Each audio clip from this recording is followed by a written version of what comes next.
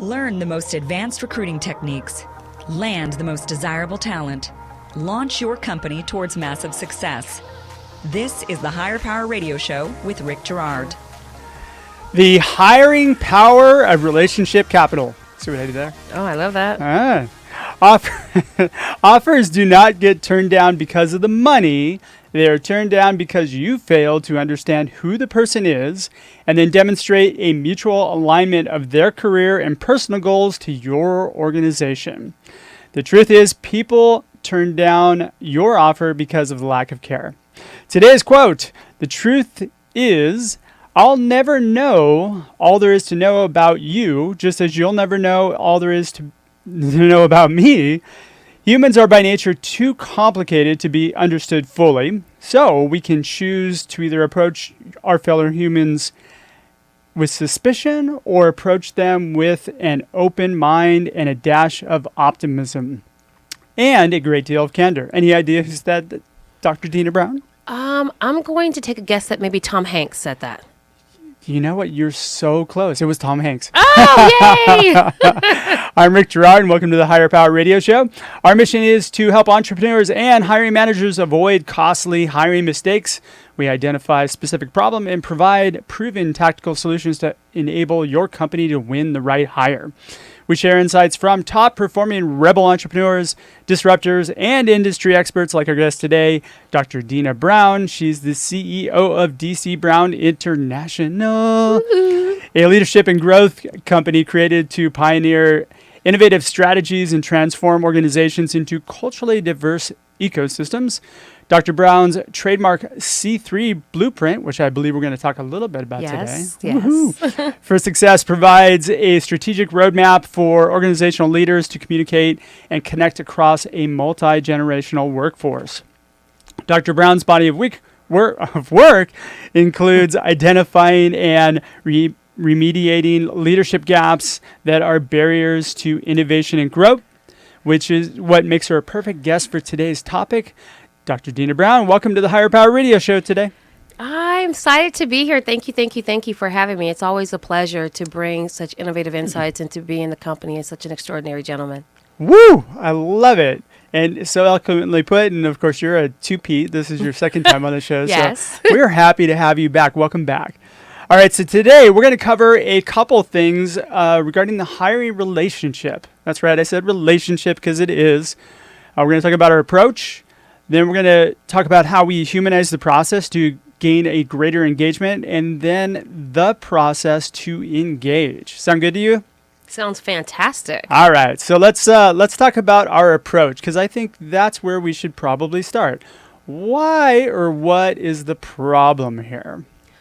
The biggest problem I see in the approach is that in the need to actually obtain, attract, and to acquire this top talent, that organizations and hiring managers in particular begin to think about the letters on the page instead of the person in the seat or the person coming into the actual office or experience, and that the human factor involved. So our emotions are attached to it. So for it to be relational instead of transactional, that we have to begin to really look at the individual as a person that has fears, angst, anxieties, and needs.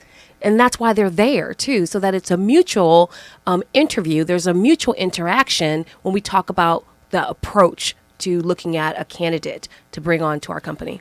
But why is being transactional bad? I mean, every company is I'm not going to say every company, but most companies, the way in which this whole interview process goes down is kind of like a Tinder date, right? You're swiping right, and essentially it's a transaction. I'm not saying it's bad. I'm saying it should be part of the process, not the singular aspect of what we look at it. Okay? It should come at the end. It should be woven in so that it is seamless.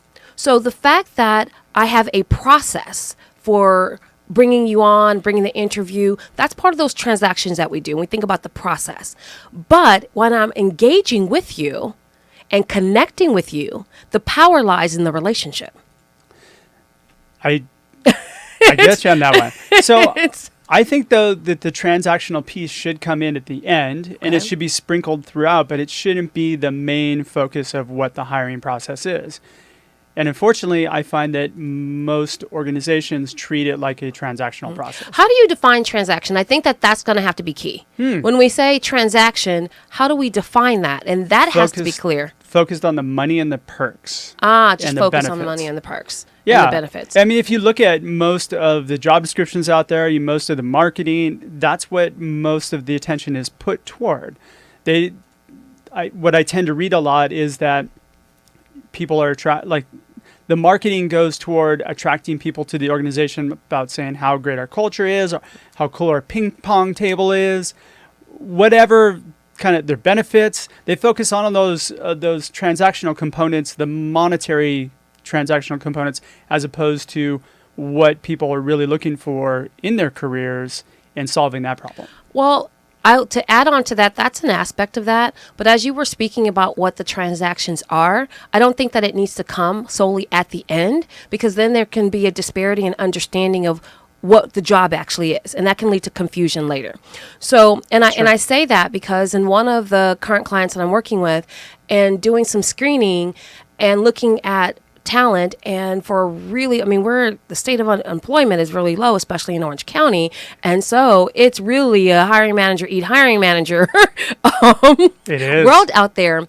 However, in speaking to potential candidates and phone screening and talking with them, they do ask in the very beginning, so what are the benefits? They do ask about the compensation, but what they have shared, which is really powerful, is that they still share the fact that although those are key, that's important to me. First, I need you to understand that the culture and am I going to fit within your organization is my number one. And then that's coupled, and this is in the very beginning, so now what's the benefits before I make a decision? Because it's very competitive. Sure. So the transaction is actually throughout. It's just that in doing the transaction, don't forget you're dealing with humans. And that's where I think the disconnect is, right? I mean, how are we showing each person that we bring in that our organization is going to be in alignment with what your goals are? Right. I think we do a poor job of demonstrating that piece. I think we lie a lot, and that there's a lack of honesty. Yeah. And that's what leads to problems later. Is it lying or just not knowing? No, I think it's lying. I think that there is implicit, biases that may exist, and there's some lying because I want to get you in here. It's competitive. I need to fill this slot. Yep. I need to get a body in the seat because we are losing money because we cannot process the transaction part, the job that we need to do if this is what your job or firm actually does. And so we need a body in there. So I'm going to tell you that, you can show them that the benefits are great. And you can say, yes, so we also have flexibility. And so you're telling these lies in the very beginning and you're getting them excited. You can even say, our culture is phenomenal. Everybody loves us here. And then you get them in, you have them sign their offer letter, and they walk in and bloop, they are dropped into a pit of hell. I've gotten those calls. What the hell did I walk myself into? Right? I think so that's what I mean, the lie. Yeah.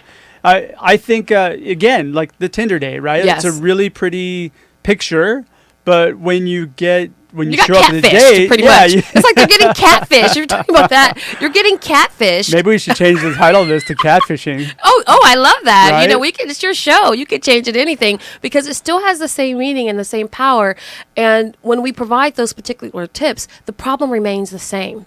Is that what is the truth being told in the beginning that's going to help us build an authentic relationship? Yeah. So, well, let's go down that road a little bit because this is really important, right? I think it's okay. So, is it us lying or is it a little bit of us not knowing? Because sometimes I think the executive level will have an idea of what their culture, like their cultural values are. They pick words out of a hat and put it up over the desk, and that's what they are trying to live by. But that's not necessarily. There's usually a misalignment there. I will still say lying for $2, Chuck, and I'll say that why? Because if you stated that this is what your mission, vision, and values are, and you don't, and that we live by, and you don't live by them, you don't. That's not the real truth of the matter. And you're not taking, again, ignorance is not bliss and it's not expected in an organization when you're attracting people, when you're telling them this. Now, here's something different that you can say. I know we're going to talk about solutions, but when we're talking about the problem, why I say it's lying, So someone can ask you, really, what is the culture like here? Because they ask that question a lot. Sure. And you can use the term, it's dynamic. It's changing. We have new people. We have some challenges. However, we want to bring in individuals like you that's going to help us make some shifts, because what we do understand from speaking, talking, and building relationships with our employees is that we have some areas that we need to improve on. Very different than saying, oh, it's fantastic, everybody loves it here, and you go on Glassdoor or Monster or wherever else, and they are reaming you for having one of the worst cultures that you don't even care about the people. I think transparency is a huge thing. Right. And I think actually being dynamic is a little bit misleading. Mm-hmm.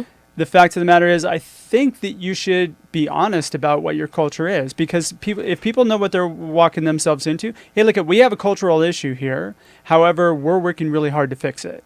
And here's why we need somebody like yourself. I think when people have those expectations up front and they get in, it's usually not as bad as what they think that they are, and they usually will flourish in that environment. It's that when they start on day one and they find out, the water cooler talk starts to go on, that's when they run into a lot of trouble. But hence dynamic, which means change. Yeah. And that's all. And that's what it is that it's changing, but you still follow up by what are the holes? What are the gaps? What are, exactly what you said is that here's what it is, because what I will not do is I will not speak death into the relationship. And so I'll speak life into it. And really what people want, and that human factor, they want to know that they're needed. So when I tell them that I need you to be part of this change. Okay. Yeah. Wow. Now you're approaching me at a whole different level, and you're saying that I matter, and you're saying I matter from day one. See, I think that draws a lot of people in. Right. And that's being transparent. Yes. Woo. Okay. You're listening to the Higher Power Radio Show. I'm Rick Girard. We're going to take a quick break just to for an educational moment from our sponsors. Welcome back. So we are talking to our guest today, Dr. Deena Brown. She's the CEO of DC Brown International, and we are talking about actually the hiring power of relationship capital. But the subtitle is "You've Been Catfished." Yes. Yes. That's where we're going with this one. All right. So we talked a little bit about this kind of the issues there, and now we're going to talk about really what the solutions are. So. What do we do about this, Dr. Brown? Well, you started speaking to that before about being transparent is where you start. Yeah. Is being transparent. And that starts before you invite someone in for an interview or phone screening. And like you said, going back through your manager levels, or whether it's the C-suite or whoever's involved in the process and the decision makers, and saying, okay, here's what's really going on, and asking those particular questions. I think it starts there, so that you don't lie or you don't catfish anyone, and that everybody's on the same sheet of music. Or is this where we're growing to? Or are you saying that this is where we really need people? You have to become aware first. That's right? part of that. And that's the awareness. So there's usually a disconnect, because I see a lot of leaders that their idea of what their culture is very different than everybody below them. Because the truth hurts and gets ugly, especially when they're going to talk about you. And so you have to be courageous enough and that as a leader, and conscious enough as a leader, and passionate enough as a leader to say that I'm going to probably hear some things that I don't like, but because it's really about a higher power that I have to answer to. I like that. But what? But it's really, what do I really want? And what am I willing to do to make sure that my organization is one that others want to aspire to join and to be? And so you have to kind of look at some hard truths in that. All right. So how does a leader become aware? This is off topic. Listen, ask questions. Ask questions. Get out of the office. Get out of 1,000 meetings. And I have a whole new segment on meetings. When you surround yourself with a bunch of yes people sometimes, which a lot of leaders tend to do sometimes, or managers tend to do, then they're not necessarily getting the truth. Get a coach, and you can call me, and I'd love to work with you to help you get some answers. But so look at what we just said right there. Right. But beyond that is beginning to look who you have surrounded yourself. You were like 1,000% correct. Look who you are surrounding yourself with. But ask this question about yourself, because it still goes back to you. Why do these people feel that they need to be yes people?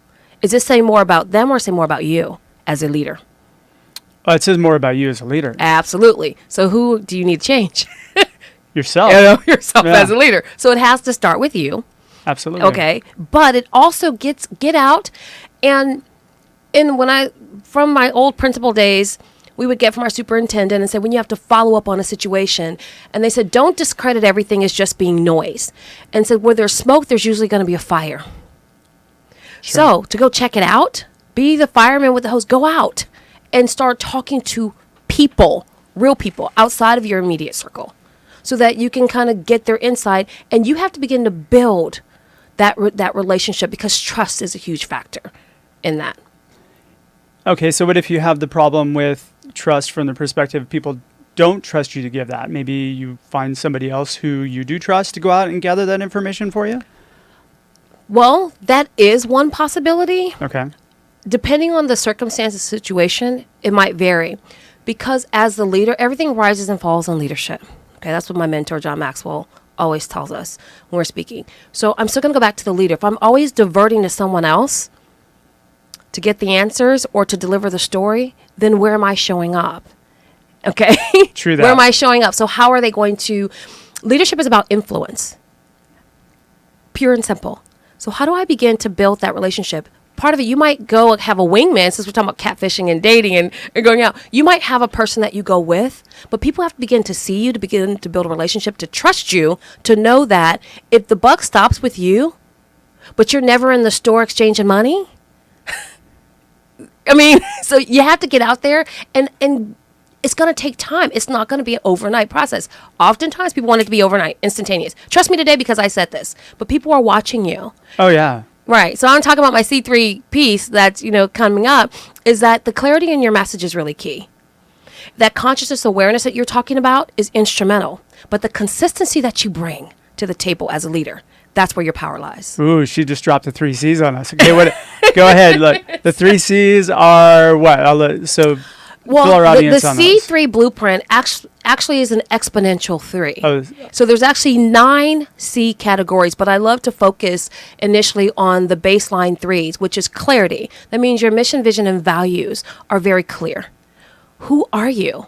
And do I get to see that in the way that you make decisions, the way that you interact with me, the way that you even spend the money in the organization?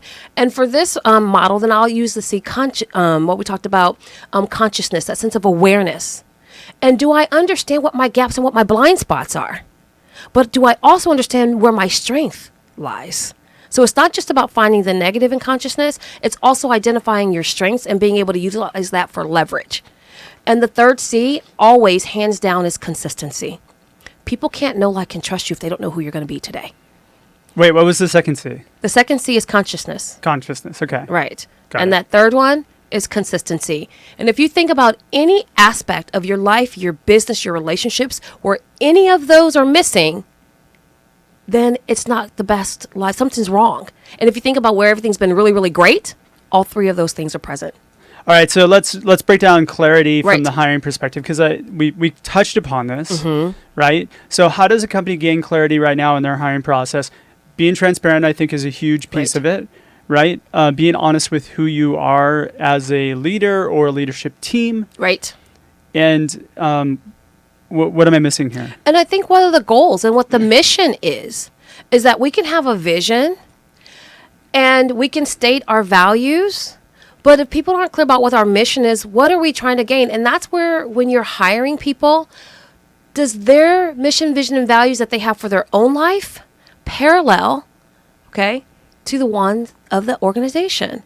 And so it's And you can't be afraid to Right. hire to not hire people because they don't align with it. right. Your need to actually get the seat filled is important, but the fact of the matter is, hiring the wrong person can really dismantle an organization, especially Right, but I see it a little bit differently in how you define those things. So I see where the point that you're making, but my meaning is and my construct is a little bit different. For instance, if we state that our mission as an organization is to empower people to make conscious decisions to do A, B, C, or D. But yet I'm going to bring on someone who says, well, I really just like to hide in the corner And there's nothing really that I really want, to do. I really don't see myself as being part of the team, and you hire them, then what's going to happen to your team dynamics? I agree with you. So no, that's what I'm saying. So that's what I mean by that. What I love to see is hiring divergent thinkers about how we're going to accomplish that mission that we have. And so don't be afraid to do that. That's the clarity when you really truly know who you are. So 50% of knowing who you are is knowing who you're not. So you have to be very clear about that. So you can be very confident in how you execute and very consistent in your actions. So I know that I'm not a man with a nice head of hair. Absolutely. Yeah. I'm just being honest here. For all you can't see me on the radio. Yeah, I don't have a nice head of hair. But I can swim faster than most people that have hair. I'm just your saying. head's like a bullet through the wall. I am hydrodynamic. And that unique aspect of who you are brings power to the team. And so that's what I mean. Like, you don't have to have people all the same. We're not trying to do cookie cutter when you are adding people to the team. And oftentimes, if you really want to be transparent, people tend to hire people that remind them of themselves. And that's where they go wrong. Yeah. Exactly. You don't need a bunch of yourself. Absolutely. I often think there was a movie with Michael Keaton years ago where he cloned himself and it was just nothing but problems. Do you remember that? I do. It was like a long time ago. It was funny. Yeah. All right, so consciousness is kind of where we just covered inconsistency. Right. The leadership level, especially in hiring, there's a lot of inconsistencies that go on. So you really need to hold true to your corporate values and what you need as an organization. And this is why I'm saying don't make the hire because you need to put somebody in the seat. Make the hire because that person's going to enhance the organization. Mm-hmm. And divergent thinking, yes, right? But somebody's still got to fit within the parameters of what the organization is. Absolutely, and that's tricky sometimes. Oh, it's that's very tricky. If this was easy, they wouldn't need people like us to come in and tell them how to help them out how to do it, so how to figure that out. But when we also talk about consistency, we have to think about expectations and responsibilities too. And that's more where that transactional piece, I think, would come in, where you say, where's transactions? Where does it really begin to fit? Is that we talk about roles, responsibilities, and expectations. And I'm very consistent on what I expect for everyone I'm going to add to the team. But to me, that's not part of a transaction. That's just part of what maybe the performance metrics or what the aspects of the role are and how they evolve, right? Yes, but when I'm bringing someone in and I'm interviewing them, because I'm a hiring manager, sure, and I'm sharing what those things are. So we talked about, like you said, the benefits and the salary. I'm going to be paid. That's where the transaction part, as far as responsibilities and expectations, to do this. Correct. And so the information that is shared about how I'm going to be compensated for the task, responsibilities, the duties that you have, and the expectations you have for me as an employee, there's that transactional piece, because why? It now aligns to a salary and a dollar amount that you're setting. Yes. But when that person gets to the end of the process, though, too, if you've done a very good job of connecting to the dots for that person, that person understands how just above and beyond the money, this opportunity will help enhance their career, their growth, their quality of life in general, then that becomes a less important piece than, hey, we need you to come in, fill this job, and here's the money. Yes and no. I agree with everything that you've just said, but I'm going to add a caveat to that. When we hire people, and again, of course, we're being transparent, we're honest, and we really need them to do the job of 5 people, but we told them that they're coming in paid for half a person. For half a person, right? There's that consistency. That's what did you say? Okay. But that's part of that. What are our mission, vision, and values? How are we aware what our real needs are as an organization? What are our real needs during this time and this season for this hire, for this part of the team to get to our next level? And then, again, when we're bringing people on, are we sharing a consistent message about what we expect of them and what their job would actually be? So if you're going to be playing multiple roles and multiple hats, then share that. But then don't tell Jim when he comes in, Jim, because then I don't want to talk necessarily about, how we treat variance between women and age relationships and all that. And we say, Jim, when you come in, we're going to have you doing this. Now, same job posting, same process that we got going on. And then we had Jill come in, and Jill had a whole different experience about what her expectations were. And then we had Millie, who happens to be 25 years old. We gave her something different. So there's a complete, oh, okay, that's number one. That's just lazy and taking your old job description and keep recycling it, right? But number two, set performance metrics for each person so that within a 92-day to 6-month window, that person understands what they need to achieve in order for them to be successful or be evaluated even in the role. Right. So the performance metrics, when do you begin to share that as far as what the expectations are? Oh, so kind Absolutely, 100%. Should So- be in your job description. Okay, should be in your job description. But usually people say, I read the job description.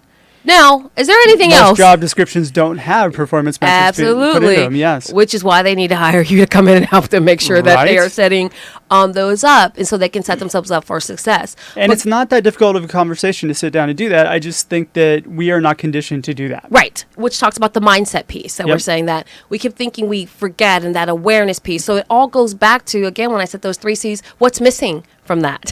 Clarity. Okay. Yeah. And so, and it, Clarity is really the first piece on it's a lot of these, right? always the first piece to Yeah. that. It's always the first piece. Clear about what your needs are and how you want that person to solve whatever problem your organization is currently dealing with. I find that most startups don't know. Right. They just know that they have a hole in the boat and they need somebody to come fill it. And they're willing to kind of really just stick anybody who's going to plug that hole. And that's where you run into issues.